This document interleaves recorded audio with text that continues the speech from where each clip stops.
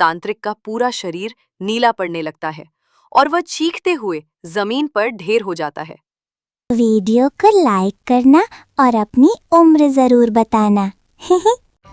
बहुत समय पहले की बात है। एक तांत्रिक जो नागमणि को पाना चाहता था।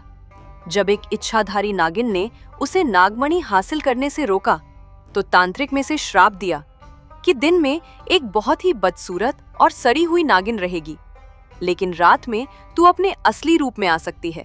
इस श्राप का सिर्फ एक ही तोड़ था। अगर कोई इंसान उस इच्छाधारी नागिन, जिसका नाम मनसा था, उसे उसके भयानक रूप में स्वीकार कर ले और उससे प्रेम करे, तो वो श्राप मुक्त हो सकती है। मनसा को जंगल में दर्द की हालत में तड़पते देख विक्रम उसकी मदद करता है, लेकिन गांव का मुखिया मनसा की सुंदरता को देख पिघल जाता है। उसे पाना चाहता है। वो तांत्रिक की मदद से विक्रम को बहुत मारता है और नागिन और विक्रम दोनों को बंदी बना लेते हैं। तांत्रिक आज रात 12 बजे मनसा की बलि देकर उसे नागमणि को हासिल करना चाहता है। तांत्रिक ने विक्रम और मनसा को एक गुफा के अंदर बंधक बना लिया।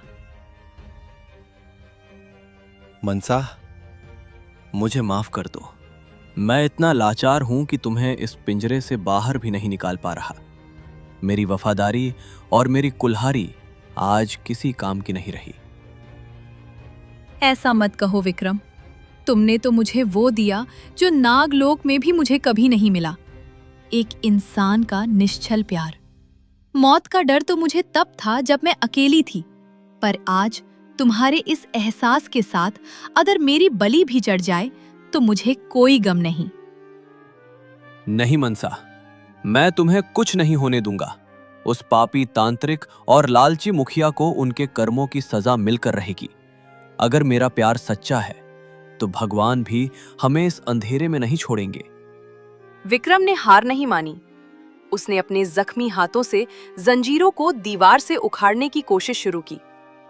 पत्थर के घर्षण से उसके हाथों से खून बहने लगा, लेकिन मनसा को बचाने का जुनून उसके हर दर्द पर भारी था। बाबा, रात के 11 बज चुके हैं। बस 1 घंटा और।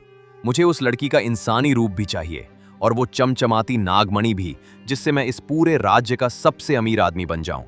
कहीं वो लक्कड़हारा कोई गड़बड़ ना कर दे। मुखिया जी, उस कौड़ी के लक्कड़हारे की हड्डियां अब तक बेड़ियों के पीछे टूट चुकी होंगी। और रही बात मनसा की, तो जैसे ही रात के 12 बजेंगे उसका ये नागिन रूप पिघलकर उस अप्सरा में बदल जाएगा। उसी क्षण जब उसकी सांसें अपने चरम पर होंगी, मैं इस पवित्र तलवार से उसकी बलि दूंगा। नागमणि सीधे मेरे हाथ में आएगी और वो सुंदर शरीर हमेशा के लिए तुम्हारे महल की कैद में होगा। दोनों दुष्ट अपनी जीत की खुशी में चूर थे। उन्हें अंदाजा भी नहीं था कि प्यार में कितनी ताकत होती है। उधर तहखाने में विक्रम ने अपनी पूरी ताकत झोंक दी थी। मनसा, मैं आ गया, बस एक पल रुको। विक्रम मनसा के पास जाता है और उसे भी आजाद करता है। मनसा, जल्दी करो, हमें यहां से भागना होगा। रात के 12 बजने वाले हैं। विक्रम, तांत्रिक की विद्या ने मेरी शक्तियां सोख ली हैं। दिन का उजाला न होने पर भी मैं बहुत कमजोर महसूस कर रही हूं। मैं ज्यादा दूर नहीं भाग पाऊंगी। तुम मुझे यहीं छोड़ दो और अपनी जान बचाओ। अगर मरना ही है तो साथ मरेंगे, पर मैं तुम्हें उस कसाई के हवाले कभी नहीं करूंगा। विक्रम ने उस विशाल नागिन को अपने मजबूत कांधों और हाथों का सहारा दिया और तहखाने के पिछले गुप्त रास्ते से जंगल की तरफ भागने लगा। रात की ठंडी हवाएं उनके चेहरों से टकरा रही थीं, लेकिन संकट अभी टला नहीं था। मुखिया जी, अनर्थ हो गया। वो लक्कड़हारा जंजीरें तोड़कर उस नागिन को लेकर भाग गया है। तहखाना खाली पड़ा है। क्या उस अदने से इंसान की ये मजाल? वो नागलोक की राजकुमारी को मेरी पकड़ से ले गया। मुखिया, अपने सारे सैनिकों को बुलाओ। अगर 12 बजे से पहले वो नागिन मेरे सामने नहीं आई तो उसकी नागमणि हमेशा के लिए लुप्त हो जाएगी। ढूंढो उन्हें। मुखिया के सैनिक विक्रम और मनसा को पूरे जंगल में ढूंढने लग जाते हैं। उधर मनसा और विक्रम भागते भागते थककर चूर हो चुके थे। वो जंगल के अंदर ही एक पुराने से शिव मंदिर के पास चले जाते हैं। लेकिन तभी वहां पर तांत्रिक साहूकार और उनके सैनिक आ जाते हैं और वो विक्रम और मनसा को पकड़ लेते हैं। भागकर कहाँ जाओगे चूहे? इस जंगल का कोई भी कोना मेरी नजरों से छुपा नहीं है। विक्रम, तूने अपनी मौत को खुद दावत दी है। उसी पल चांद ठीक मंदिर के ऊपर आता है। 12 बजते ही एक तेज हरी रोशनी चमकती है।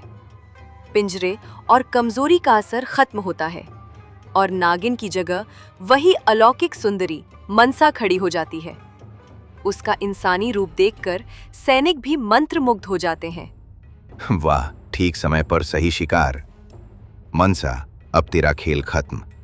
ये तलवार साधारण नहीं है, इस पर मरण मंत्र फूंक रखे हैं। आज तेरी बलि देकर मैं ब्रह्मांड का सबसे शक्तिशाली तांत्रिक बनूंगा। तांत्रिक ने हवा में अपनी तलवार लहराई और मंत्र पढ़ते हुए तेजी से मनसा की तरफ बढ़ा। मनसा अभी पूरी तरह संभल भी नहीं पाई थी कि तांत्रिक ने अपनी पूरी ताकत से तलवार का वार मनसा के सीने की तरफ कर दिया। मनसा ने खौफ से अपनी आंखें बंद कर ली। जैसे ही तलवार मनसा के जिस्म को छूने वाली होती है, विक्रम बिजली की तेजी से बीच में कूद पड़ता है। तांत्रिक की वह जहरीली और जादुई तलवार मनसा के बजाय सीधे विक्रम के सीने के आर पार हो जाती है। पूरा जंगल सन्न रह जाता है। विक्रम के मुंह से खून का फव्वारा छूटता है, लेकिन वह गिरता नहीं है। वह अपने दोनों हाथों से उस तलवार की धार को पकड़ लेता है ताकि तांत्रिक उसे खींच न सके। विक्रम मुस्कुराते हुए मनसा की तरफ देखता है और कहता है, मनसा, मैंने अपना वादा पूरा किया। विक्रम जमीन पर गिर पड़ता है। उसकी आंखें बंद होने लगती हैं। अपनी आंखों के सामने अपने सच्चे प्यार को दम तोड़ते देख मनसा के भीतर की राजकुमारी मर जाती है और उसकी जगह लेती है एक अत्यंत क्रोधित, प्रतिशोधी, इच्छाधारी नागिन। आसमान में बिजली कड़कने लगती है और मनसा की आंखों का रंग पूरी तरह खूनी लाल हो जाता है। प्यार जब अपनी चरम सीमा पर होता है तो वह काल के पहिए को भी रोक सकता है। तांत्रिक की जादुई तलवार विक्रम के सीने के पार थी और उसका लहूलुहान शरीर जमीन पर गिर रहा था। लेकिन यह अंत नहीं था, बल्कि यह उस विनाशकारी तूफान की शुरुआत थी जिसने पूरे अमेद जंगल की धरती को हिलाकर रख दिया। पापी भैरवनाथ, तूने अपनी गंदी विद्या के घमंड में एक निष्पाप और पवित्र दिल के इंसान पर वार किया है। आज तेरी जादुई तलवार भी तुझे मेरे क्रोध से नहीं बचा पाएगी। इस जंगल की मिट्टी गवाह है। आज नागलोक अपनी पूरी शक्ति से तेरा सर्वनाश करेगा। ये कैसे हो सकता है? श्राप के कारण दिन में इसकी शक्तियां खत्म हो जाती हैं, पर रात में ये इतनी शक्तिशाली कैसे हो गई? मुखिया, सैनिकों, इस पर तीर चलाओ, इसे मार डालो। मुखिया बलवंत सिंह खौफ से थर-थर कांप रहा था। उसके सैनिक अपनी तलवारें और धनुष बाण छोड़कर पीछे भागने लगे। लेकिन मनसा के गुस्से से बचना अब नामुमकिन था। मनसा गुस्से में आकर अपनी पूरी ताकत से सैनिकों और मुखिया के ऊपर पूंछ से हमला करती है और उनको उड़ा उड़ाकर फेंक देती है। तांत्रिक यह देखकर काफी ज्यादा घबरा जाता है और पीछे हटते हुए मंत्र पढ़ता है। अल्लम गल्लम सर्पपाश, दूर हट जा नागिन, मैं तेरा स्वामी हूँ। तेरा तंत्र मेरी भक्ति और मेरे प्यार के आगे एक तिनके के बराबर है तांत्रिक। मनसा तेजी से आगे बढ़ती है और तांत्रिक को अपनी विशाल पूंछ के कुंडली में जकड़ लेती है। जकड़न इतनी मजबूत है कि तांत्रिक की हड्डियां चटकने की आवाजें आने लगती है। मनसा अपना फन उठाती है और सीधे तांत्रिक के सीने पर अपने तीखे विषैले दांत गड़ा देती है। तांत्रिक का पूरा शरीर नीला पड़ने लगता है और वह चीखते हुए जमीन पर ढेर हो जाता है। उसका अंत हो जाता है दुश्मनों का खात्मा करने के बाद। मनसा तुरंत वापस अपने इंसानी रूप में आती है। वह घुटनों के बल दौड़ती हुई विक्रम के पास पहुंचती है, जिसका सिर पत्थर पर टिका है और उसकी सांसें उखड़ रही हैं। मनसा विक्रम के सिर को अपनी गोद में रख लेती है उसके आंसू विक्रम के चेहरे पर गिरते हैं। विक्रम, अपनी आंखें खोलो। देखो, मैंने उस दुष्ट तांत्रिक का अंत कर दिया। तुम मुझे छोड़कर नहीं जा सकते। तुमने मुझसे वादा किया था कि तुम हमेशा मेरी रक्षा करोगे। उठो विक्रम। मनसा, रो मत। मुझे खुशी है कि तुम सुरक्षित हो। लोग कहते थे मैं बदनसीब हूं, पर तुम्हारी जान बचाकर आज मेरा जीवन सफल हो गया। मुझे तुम्हारा वो नागिन रूप भी उतना ही प्यारा था जितना यह। विक्रम का हाथ मनसा के गाल से फिसलकर जमीन पर गिर जाता है। उसकी सांसें थम जाती हैं। विक्रम ने बिना किसी लालच के, बिना किसी स्वार्थ के, केवल सच्चे प्यार के खातिर एक शापित नागिन के लिए अपनी जान दे दी थी। जैसे ही विक्रम के आखिरी शब्द हवा में गूंजते हैं, तांत्रिक भैरवनाथ का वो श्राप याद आता है। अगर दिन के उजाले में कोई इंसान तेरे उस बदसूरत और खौफनाक नागिन रूप को बिना किसी डर, बिना किसी लालच और बिना किसी नफरत के सच्चे दिल से स्वीकार कर ले और तुझसे प्यार करे, तभी तू इस श्राप से मुक्त होगी। अब वह श्राप टूट चुका था। मनसा के माथे से एक बेहद चमकदार अलौकिक नागमणि स्वतः बाहर निकलती है और हवा में तैरने लगती है। मनसा को एहसास होता है कि वह अब हमेशा के लिए श्राप मुक्त हो चुकी है। लेकिन इस मुक्ति का क्या फायदा जब उसका प्यार ही जिंदा नहीं था।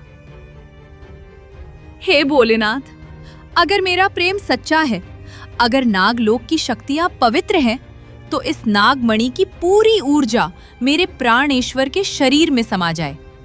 मुझे नागलोक का राज नहीं चाहिए, मुझे अमरता नहीं चाहिए, मुझे सिर्फ मेरा विक्रम चाहिए। मनसा नागमणि को विक्रम के सीने के जख्म पर रख देती है। नागमणि से दिव्य हरी और सुनहरी किरणें निकलकर विक्रम के शरीर में समाने लगती हैं। जादुई तलवार का गहरा घाव धीरे धीरे भरने लगता है। उसके चेहरे की रंगत वापस आने लगती है। अचानक विक्रम एक ठंडी और गहरी सांस लेता है और अपनी आंखें खोल देता है। मैं जिंदा हूं? ये कैसा चमत्कार है? ये तुम्हारे सच्चे प्यार का चमत्कार है विक्रम। तुम्हारे निश्चल दिल ने मुझे हमेशा के लिए उस भयानक श्राप से मुक्त कर दिया। अब मैं दिन में भी कोई डरावनी नागिन नहीं बनूंगी। नागमणि ने तुम्हें एक नया और अमर जीवन दिया है। और इस तरह ये कहानी यहीं पर खत्म होती है। इस कहानी का पार्ट 1 भी है, जिसकी लिंक तुम्हें कमेंट बॉक्स में मिल जाएगी। आप स्क्रीन पर आ रही बाकी कहानी भी देख सकते हैं। अगर आपको ये कहानी पसंद आई हो तो इस कहानी पर कम से कम 50 लाइक करवा देना और अपनी उम्र कमेंट में जरूर बताना।